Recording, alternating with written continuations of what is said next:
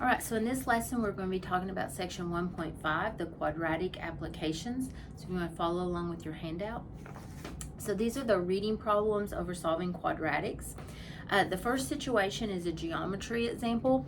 And so if you'll read that, I like you to always actively learn. So read it, try to participate, pause the video if you need to. But it asks you to draw a triangle. And it winds up being a right triangle. So we've got this right triangle situation, which in life a lot of things are. A lot of things naturally wind up like meeting things vertically and horizontally, forming that right angle.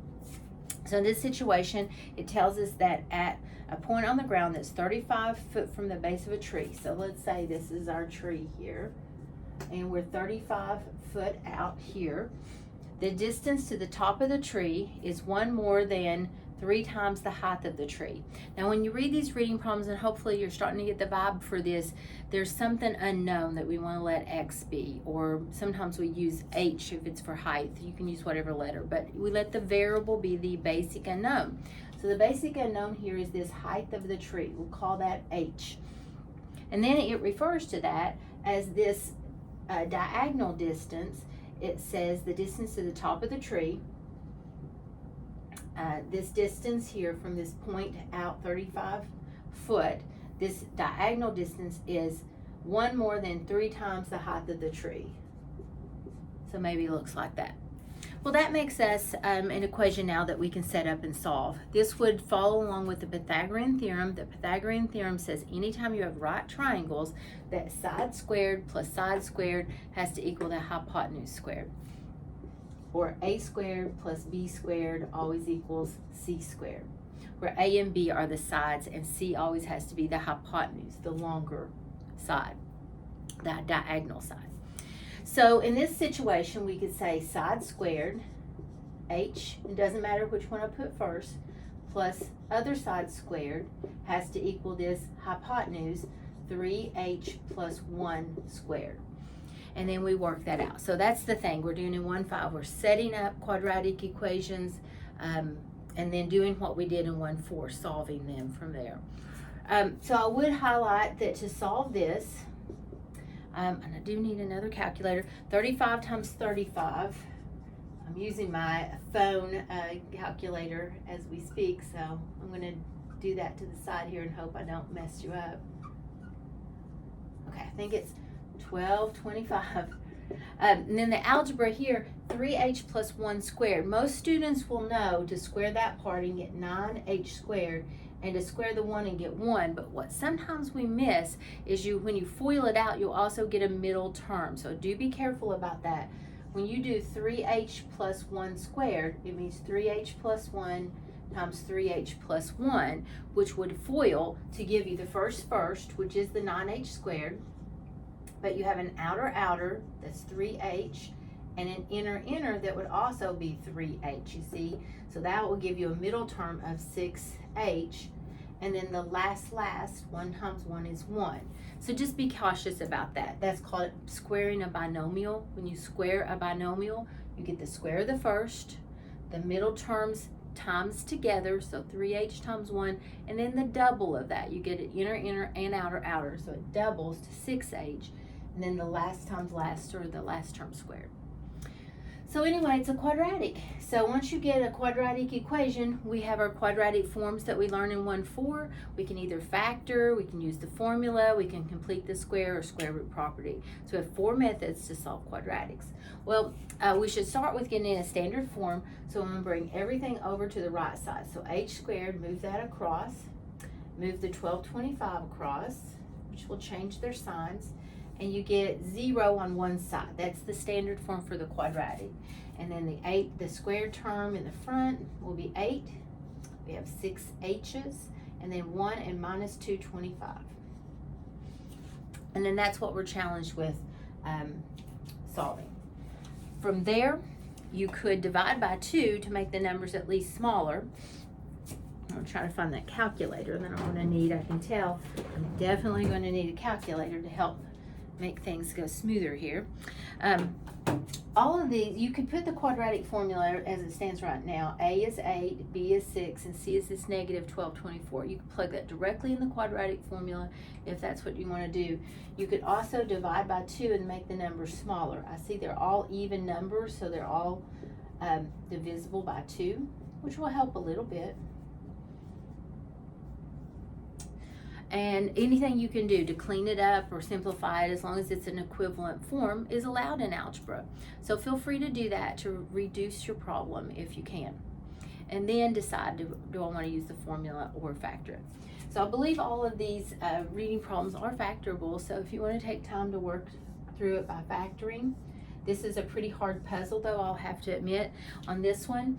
And I'm not sure what works on it right off the top of my head, and if I spend too much time worrying about it, I would probably just say, just forget it, I'm gonna go with the formula. But let's just try it just for a minute or two. Let's say we have 2h times 2h. That's 4h squared. Then I need this 612 on the end. That's why I got my calculator. I knew I was definitely going to need to punch around on my calculator and just try some things. I wonder if 612 divides by 20.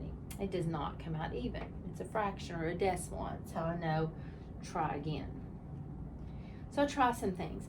So it looks like 612 divides by 12, just kind of randomly I got that to work. So I'm going to do positive 12, and it goes into it 51 times, minus 51.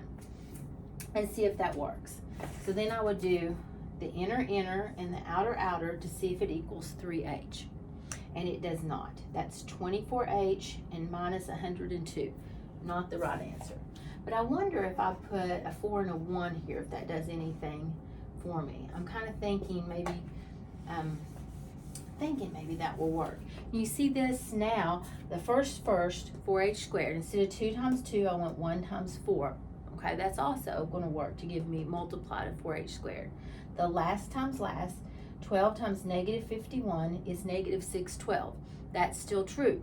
I'm just trying to get 3 out of the inner times inner, which is 48h now, and outer, which is minus 51h. That combines to be negative 3h, so I'm very close. So I'm pretty happy about that, because that's the hard thing, to just get the right number. You can always fix the signs, though, by switching these around. Make that the plus, that the minus, problem solve. Now refoil it all, and that should check out. So once you get it factored, you set each factor equal to 0. So h minus 12 equal to 0, and over here, 4h plus 51 equal to 0. And then solving each part, this one solves easily by just throwing the 12 across. H is 12. And then this side will be 4h is negative 51 divided by 4. H is negative 51 over 4. So both of those are answers that work algebraically. If we plug them back into our original problem or any of its forms, it works algebraically. But since we have a reading problem, we have to take that into account, that sometimes a negative answer, some things just wouldn't make sense in the original problem. So we always check back and say which ones of these are usable. So a negative answer does not make sense for the height of a tree, so that answer gets thrown out, and then we would only state the positive answer. It looks like the height of the tree would have to be 12 to make this scenario work out. So height is 12 foot. Okay, so let's try that. Another example, quadratic example. Don't have one for you to try just listed here just yet, although I think maybe I should have now that I'm thinking about it. But we'll have some you tries in a little bit. The next one I have for you before we do that is another geometry example. So if you'll notice with me, it talks about Armco Steel being a rolling mill. So anytime I do this problem, I think about our Armco steel industry that was in Ashland, Kentucky, and it's very historical. It was the first of its type. It was a rolling American Rolling Mill Company is what that Armco stands for. They went through name changes. You may know it as AK Steel or different things. So, but back in the day, originally it was Armco Steel. So whenever in your book, they ask you to do some problems that talk about sheet metal. A piece of sheet metal is formed, and then it meets certain geometry requirements. So it always makes me kind of think of that connection to our area. But anyway, let's look at this problem. It says, suppose they roll out a rectangular piece of sheet metal. It's a little one though. We're going to do this in inches. Such that the length is 3 times the width. So think about how you could label that. Draw the picture below. So it says the length of this rectangle is 3 times whatever we let the width be. So let's say I let the width be the unknown x, then the length is 3x. Next sentence. We're going to take equal size squares measuring 5 inches on a side and cut those from the corners so that the resulting piece of metal can be shaped into an open box by folding up the flaps. So think of this. They're just going to snip out the 4 corners, and they're going to be little squares. So let's draw that on our picture. And the other thing they said is they're 5 inches, and they're squares, so they're 5 inches in all sides. 5-inch squares are snipped out. And if this thing be truly geometrically shaped perfectly, it should be that whenever then we bend this up, this side up and this side up, it's going to make this perfect shaped box, an open topped box. And what we know about a box is the volume of a box is its length times width times height. The 3 dimensions multiplied together to make how much will fit into it, the volume of it. So say, for example, I've got a little box here. I was looking for a box to demonstrate. So let's say we've got a little box here. If it was open topped, imagine, but its length, the width, and then the height of the box, those 3 dimensions multiplied together says how much volume fits in that. And they should all be measured in the same unit. Like if they're inches times inches times inches, they multiply to be cubic inches. All right, so what we've got here in the next sentence, it tells us that the volume of this box is 1435 in cubic inches. So we really don't need to write cubic inches. We just need to know that these need to be an inch times inch times inch, that the units are, they're sort of in the background there, and be aware of them. So we need to write an equation such that the length times width times height of this particular scenario for the box is this.